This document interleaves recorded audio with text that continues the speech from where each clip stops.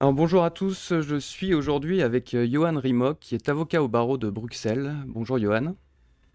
Bonjour. Et Johan vient de faire condamner Facebook pour un de ses clients en imposant au réseau social de réintégrer une page qui avait été supprimée pour incitation à la haine. C'est une décision assez rare en pratique puisqu'il y a beaucoup de censure privée par le réseau, mais assez peu de cas qui vont devant les tribunaux. Donc il nous a semblé très intéressant de pouvoir discuter de ce cas avec l'avocat qui a plaidé cette affaire. Et peut-être, Johan, pouvez-vous commencer par nous en dire un peu plus sur cette affaire et comment ça s'est passé, comment vous avez attaqué le réseau social? Oui, les faits sont assez simples. Euh, c'est une affaire qui concerne à peu près tout le monde et les faits ne sont pas vraiment déterminants puisqu'on sait très bien que Facebook sanctionne ou censure, ferme des comptes pour toutes sortes de choses, que ce soit une blague vaseuse ou que ce soit le discours du dernier des néo-nazis au fin fond du Texas. Il n'y a pas vraiment de cohérence. Les faits ne sont pas vraiment déterminants. Là, en l'occurrence, le requérant c'est un avocat qui avait euh, partagé euh, deux articles de presse venant de journaux tout à fait mainstream, qu'on pourrait dire, causeur et présent. Et ce sont deux articles de presse qui portaient sur génération identitaire. Voilà les faits. Je rajoute une dernière chose, c'est que, euh, comme tout le monde le sait, toutes les personnes qui ont déjà eu à être sanctionnées par Facebook, euh, mon client, le requérant, a appris la fermeture de son compte sans savoir qu'est-ce qui lui était précisément reproché. On a appris qu'il s'agissait de ces deux articles, causeur et présent, qui portaient sur génération identitaire. Nous avons appris ça en cours d'instance, dans les conclusions de Facebook. Donc, les faits sont simples. Un beau jour, le requérant tente d'ouvrir son compte Facebook, il est fermé et un message est affiché, violation des fameux standards de la communauté. Voilà pour les Donc, faits. dans les faits, donc, je comprends de la décision que le juge s'est réservé le droit de vérifier l'application factuelle par Facebook de ses conditions de service et notamment du respect des standards de la communauté. Oui, alors ça, euh, c'est une première avancée de la jurisprudence dans les affaires Facebook, parce que une fois qu'on a donné les faits, on sait très bien que la plupart des gens, l'écrasante majorité des gens, tout le monde, une fois qu'on voit son compte supprimé, bah, ce que font les gens, ils rouvrent un compte tout simplement, ils ne contestent pas forcément la décision de Facebook en justice, et Facebook le sait très bien. Donc, la première avancée, c'est que le juge, et c'est le cas en France aussi, et c'est désormais le cas en Belgique, puisque c'est une décision qui est assez inédite pour le Royaume, le juge va mettre son nez dans les conditions, dans les relations contractuelles que Facebook a élaboré avec nous tous, puisque nous avons tous un compte Facebook. Oui, donc le juge va regarder et donner son examen très précis sur les rapports contractuels. Et là, en l'occurrence, c'est ce qui avait déjà été fait en France, là, en l'occurrence, le juge va dire plusieurs choses qui sont des éléments assez élémentaires, mais qui n'avaient jamais été dit. Pendant très longtemps, il y a eu l'illusion de la gratuité de Facebook, l'illusion du service gratuit, et les juges rechignaient un petit peu à aller dans les conditions contractuelles. D'une part, d'autre part, les conditions contractuelles de Facebook euh, utilisent, il faut bien le dire, un jargon qui ressemble un peu plus à celui du prêche ou de l'homélie qu'aux conditions contractuelles telles qu'on les connaît habituellement dans les contrats. Et donc là, oui, le juge est allé voir, il a considéré, un, qu'il s'agissait d'un contrat, bon, deux, qui avait une contrepartie, très important, Facebook n'est pas gratuit. La contrepartie que Facebook obtient, ce sont les données personnelles. Voilà. Donc, vous adhérez à Facebook, vous ne payez rien en effet, mais ce sont vos données personnelles qui sont valorisées et qui sont tout simplement vendues 10 fois, 100 fois, 1000 fois par le réseau. Voilà pour la contrepartie. Et dans un troisième temps, eh bien, Facebook a appliqué les principes de base, la très vieille jurisprudence applicable en matière de contrat. Donc, vous pouvez rompre unilatéralement un contrat, ça s'applique à tous les contrats, on le sait en France, en Belgique, ce sont des règles communes.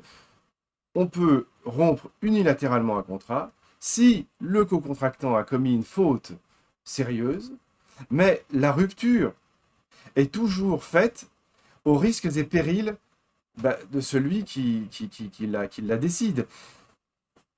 Et donc, une fois qu'on a dit ça, ce sont des choses élémentaires, mais ce sont des choses qui sont, je crois, très embêtantes pour Facebook, puisque Facebook doit s'occuper du cas de milliards d'adhérents.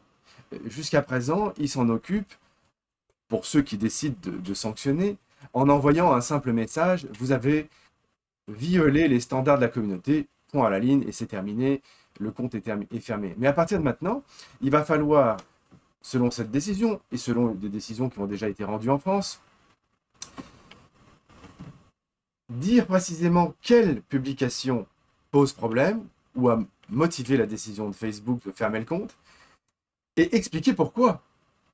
Donc, ces choses qui sont élémentaires pour vous, moi, pour la vie de tous les jours, pour les gens normaux, entre guillemets, s'avèrent être très très très compliquées pour Facebook qui gère des milliards de cas. Donc je rappelle que dans cette décision, vous avez réussi à faire condamner Facebook à réintroduire la page de votre client sous astreinte, hein, c'est ça? Exactement, sous astreinte. On n'a pas obtenu de dommages et intérêts, malheureusement.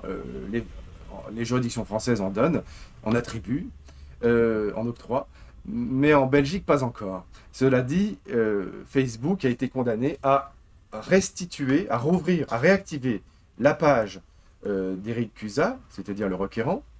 Ce qu'il faut savoir, c'est que une fois qu'on a assigné Facebook, Facebook a immédiatement posé un premier genou à terre. Je crois pouvoir dire que Facebook commence à réagir quand il est assigné. Ils ont posé un genou à terre parce qu'ils ont tout de suite donné à Eric Cusa, au requérant, ils lui ont restitué ses données personnelles. Ils ont envoyé un lien qui était disponible pendant une journée, pendant 24 heures, je crois, ou 48 heures, et qui permettait au requérant de récupérer ses données personnelles, sans sa messagerie. C'est ça qui posait problème. Récupérer ses données personnelles, les posts, les photos, ce qu'il avait partagé, etc.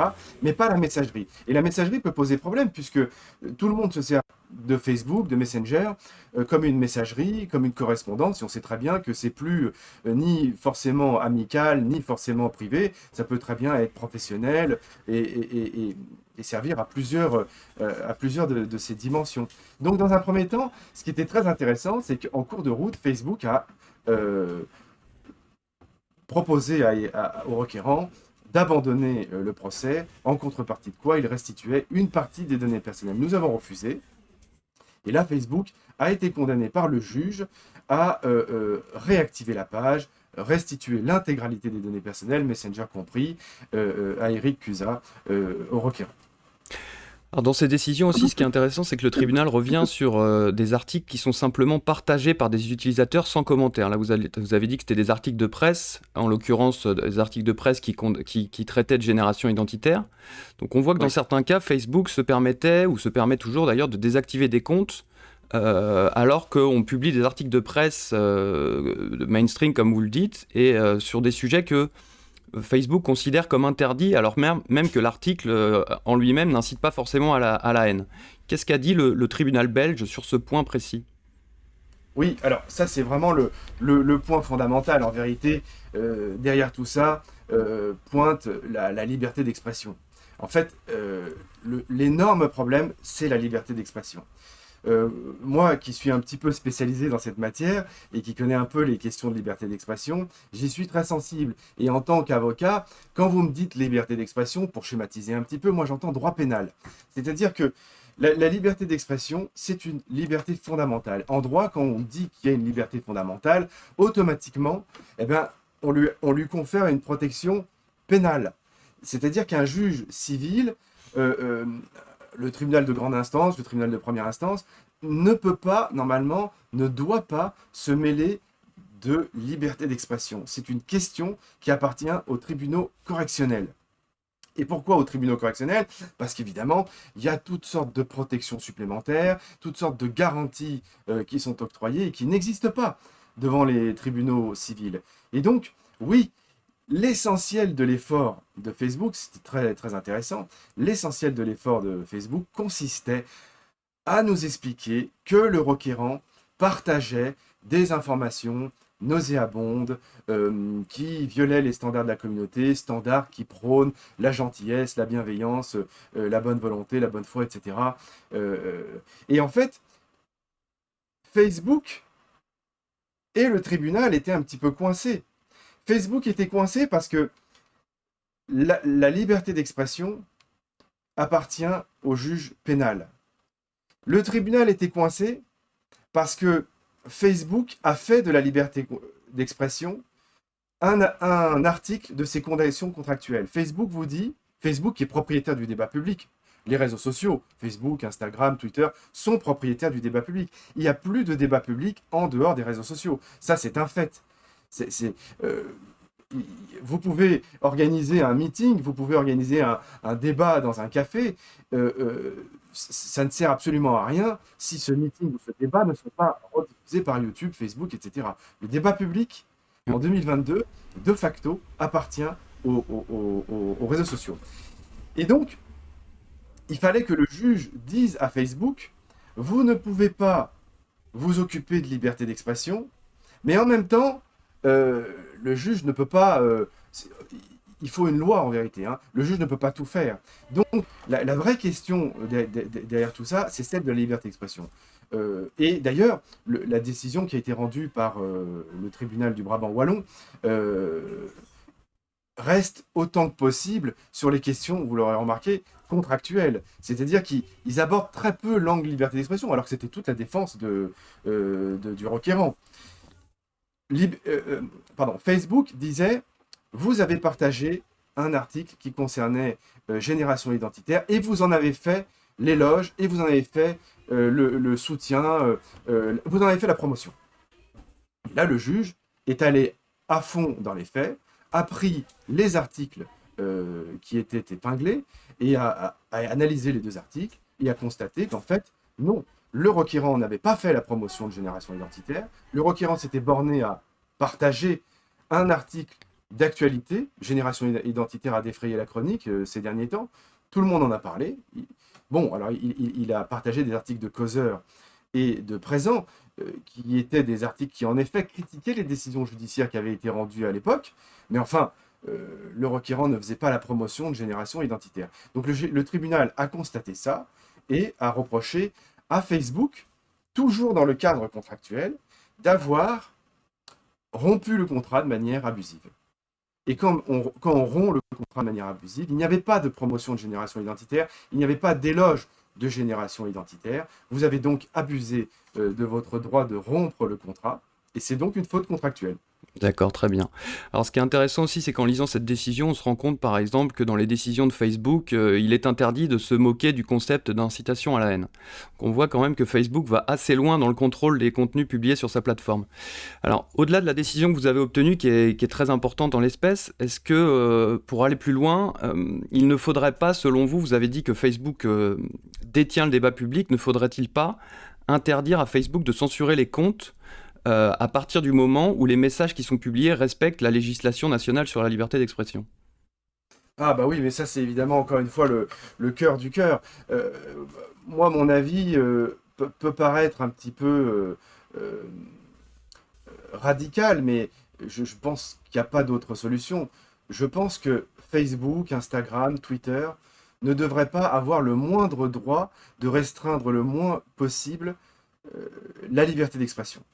La liberté d'expression n'est pas absolue, bien entendu, mais il n'y a qu'une seule autorité qui peut restreindre la liberté d'expression, c'est le tribunal correctionnel.